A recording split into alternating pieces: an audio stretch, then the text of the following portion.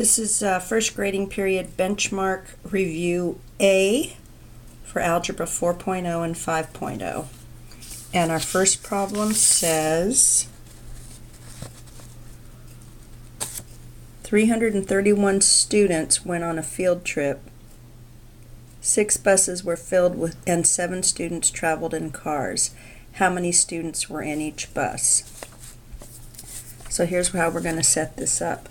331 students went on the field trip altogether, and 6 buses went.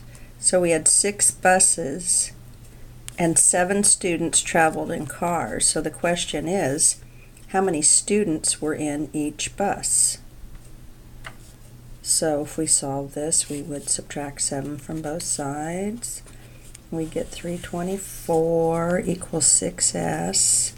And then if we divided both sides by 6, I think that s would be, let's see, 6 times 5, I believe it's 54. You can check that answer. Number 2, Aaliyah had $24 to spend on 7 pencils. After buying them, she had $10. How much did each pencil cost? She had $24 to spend altogether. She bought 7 pencils. We don't know how much they were. And after she bought the 7 pencils, she had $10 remaining. So those 7 pencils plus the $10 she had remaining would equal the amount that she had to begin with. Pretty sure you can solve that problem. Number 3, the sum of 3 consecutive numbers is 72. What are the smallest of these numbers? Consecutive is one right after the other. We don't know what any of them are, so the first one would be x, and the next consecutive number would be that number plus 1 more, and the next consecutive number would be that number plus 2 more. And if I added all these together, if I distributed a 1 right now, oh, by the way, their sum is 72. Sum means we're going to add them all together. If I distributed a 1, that would get rid of my parentheses, and the identity wouldn't change for any value. So basically we have 1, 2, 3 x's plus 3, and that would equal 72. Subtract 3 from both sides. 3x is 69. And if 3x is 69, then x would be equal to 23. So that means this would be 23, 24, and 25. 23, 24, and 25. And if you add those up, you get 68, 72. Whoop-de-doo. The sum of 3 consecutive even numbers is 48. What are the smallest of these numbers? Well, if they're even consecutive numbers, let's say they were 6, 8, 10. First one, if we called it x, that would be 6. The next one, 8, would be x plus 2 more. And then 10 would be x plus 4 more. And the sum of these 3 numbers means we're going to add them up.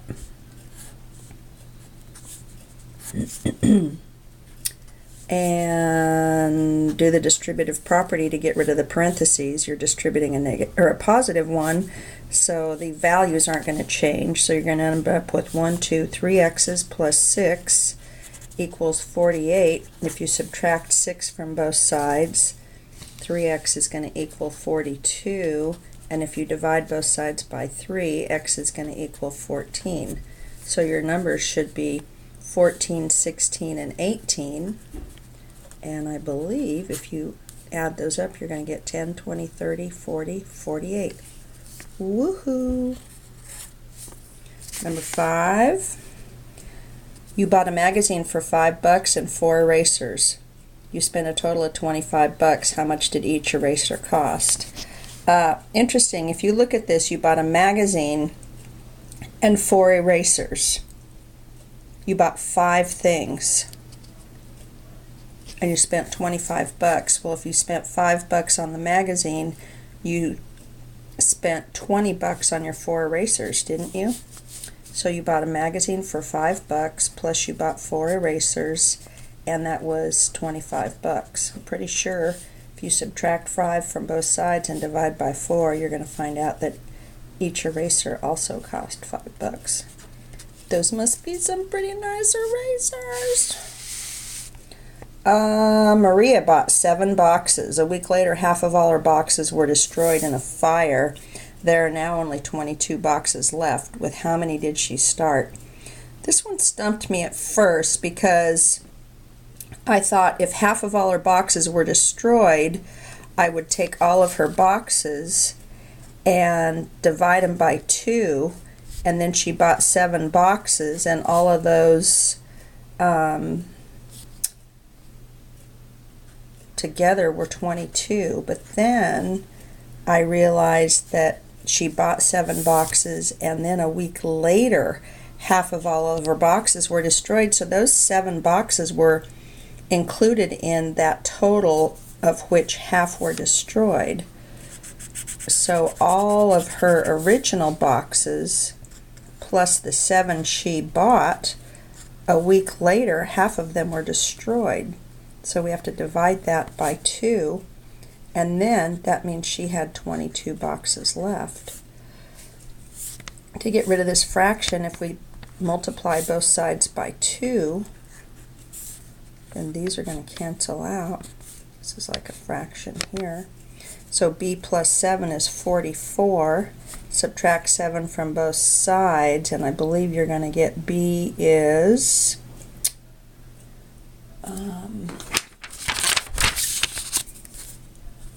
b plus 7 is 44. Subtract 7, and b is going to be equal to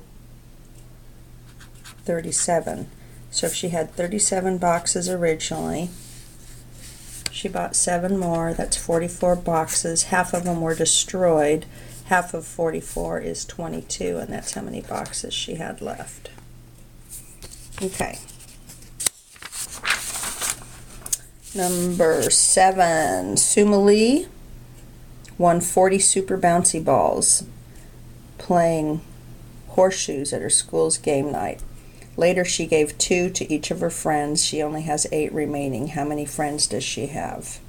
Well, she had 40 bouncy balls to begin with. She gave 2 to each of her friends. We don't know how many friends she has, but each of her friends got 2 bouncy balls. So all of her friends got 2 bouncy balls. She had 8 left, and all of those together should equal the 40 she had originally. So I think she has 16 friends. Might want to double check that, but I'm pretty sure you can solve that. And Amani spent half of her weekly allowance playing mini golf.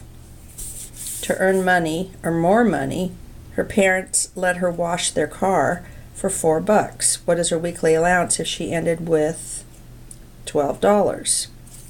Well, she had $12 remaining after she spent half of her allowance on mini golf, and her parents gave her $4 to wash their car. She spent half of her allowance on mini golf. That amount plus $4 her parents gave her would give her $12 remaining, and I'm quite sure that you guys can solve that. How I'm setting these up isn't the only way to set them up. There's other ways. Like, for instance, on this one, you could say $12 that were remaining minus the $4 her parents gave her would give you her weekly allowance divided by 2. That's just another way you could have set that up. That's it for part A. Thanks for watching.